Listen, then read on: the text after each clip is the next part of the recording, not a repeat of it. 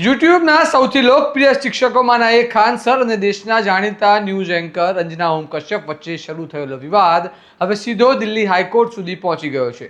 Social media પર થયેલી ટિપ્પણીઓ, એકબીજા પર લગાવાયેલા ગંભીર આક્ષેપો અને ઓનલાઈન પોસ્ટ્સ હવે કાયદાકીય લડાઈમાં ફેરવાઈ ગયા છે. અંજના ઓમ કશ્યપ અને ટીવી ટુડે નેટવર્કે ખાન સર સહિત અન્ય કેટલાક લોકો સામે 2 કરોડ રૂપિયાની માનહાનિના દાવા સાથે દિલ્હી હાઈકોર્ટનો દરવાજો ખખડાવ્યો છે. તો આખરે આ વિવાદની શરૂઆત ક્યાંથી થઈ? શું ખરેખર સોશિયલ મીડિયા પર હદ વટાવી દેવામાં આવી હતી? અને હવે દિલ્હી હાઈકોર્ટે આ મામલે શું કહ્યું? આવો વિગતે વાત કરીએ આ અહેવાલમાં.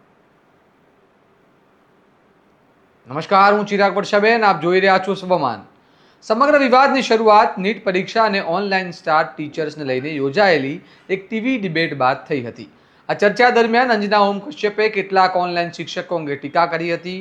ત્યારબાદ ખાન સર અને અન્ય કેટલાક શિક્ષકો દ્વારા સોશિયલ મીડિયા પર અંજના ઓમ કશ્યપ અને તેમની ચેનલ વિરુદ્ધ અનેક પોસ્ટ અને વિડીયો શેર કરવામાં આવ્યા હોવાનો આક્ષેપ કરવામાં આવ્યો છે. અરજી મુજબ અંજના ઓમ કશ્યપને બિકાઉ પત્રકાર, ચાટુકાર, દલાલ અને ફેક ન્યૂઝની દુકાન જેવા શબ્દોથી સંબોધવામાં આવ્યા હતા. એટલું જ નહીં, અરજીમાં એવો પણ દાવો કરવામાં આવ્યો છે કે તેમના પરિવાર, ખાસ કરીને તેમની દીકરી સંબંધિત માહિતી પણ જાહેર કરવામાં આવી હતી. તેના કારણે તેમની ગોપનીયતા અને સુરક્ષાને જોખમ ઊભું થયું હોવાના આક્ષેપો છે. આ મામલે અંજના ઓમ કશ્યપ અને ટીવી ટુડે નેટવર્કે દિલ્હી હાઈકોર્ટમાં 2 કરોડ રૂપિયાની માનહાનિના દાવા સાથે અરજી દાખલ કરી છે. અરજીમાં સોશિયલ મીડિયા પ્લેટફોર્મ્સ પર મૂકવામાં આવેલી કથિત માનહાનિકારક વિડીયો, પોસ્ટ અને અન્ય કન્ટેન્ટ દૂર કરવાની માંગ કરવામાં આવી છે. સાથે જ ભવિષ્યમાં આવી પોસ્ટ અને ફરીથી ન કરવાની આવે તે માટે પણ હાઈકોર્ટ પાસે રાહત માંગવામાં આવી છે.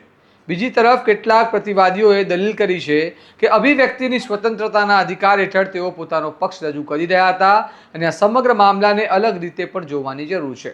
હવે દિલ્હી હાઈકોર્ટે આ મામલે તમામ પ્રતિવાદીઓને નોટિસ જારી કરી છે. જોકે હાલના તબક્કે કોર્ટે કોઈ વચગાળાનો પ્રતિબંધ મૂકવાનો ઇનકાર કર્યો છે અને બંને પક્ષોને પોતાનો જવાબ રજૂ કરવાની તક આપી છે. કોર્ટે સ્પષ્ટ કહ્યું છે કે મામલાની સંપૂર્ણ સુનાવણી અને બંને પક્ષોની દલીલો સાંભળ્યા બાદ જ કોઈ અંતિમ નિર્ણય લેવામાં આવશે. હવે આ કેસની આગામી સુનાવણી 17 જૂને નિર્ધારિત કરવામાં આવી છે. આ સમગ્ર વિવાદ હવે માત્ર એક શિક્ષક અને એક પત્રકાર વચ્ચેનો રહ્યો નથી. આ કેસ સોશિયલ મીડિયા પર અભિવ્યક્તિની સ્વતંત્રતા, વ્યક્તિગત પ્રતિષ્ઠા, માનહાનિ, ઓનલાઈન ભાષાની મર્યાદા અને વ્યક્તિગત ગોપનીયતા જેવા મહત્વના મુદ્દાઓને લઈને પણ મોટી ચર્ચા ઊભી કરી રહ્યો છે. હવે સૌની નજર દિલ્હી હાઈકોર્ટની આગામી સુનાવણી પર ટકેલી છે. શું કોર્ટ કથિત માનહાનિકારક કન્ટેન્ટ દૂર કરવાનો આદેશ આપશે કે પછી બંને પક્ષોની દલીલો બાદ કોઈ અલગ જ દિશામાં નિર્ણય આવશે? આ સમગ્ર મામલે તમારું શું કહેવું છે? શું સોશિયલ મીડિયા પર આવી ભાષાનો ઉપયોગ યોગ્ય છે કે પછી આવી બાબતોમાં કડક કાયદાકીય કાર્યવાહી થવી જોઈએ? અમને કમેન્ટમાં જરૂર જણાવો અને આવા જ મહત્વના વિશ્લેષણાત્મક અહેવાલો માટે તમારા સ્વમાનને લાઇક, શેર અને સબસ્ક્રાઇબ કરવાનું ભૂલતા નહીં. નમસ્કાર.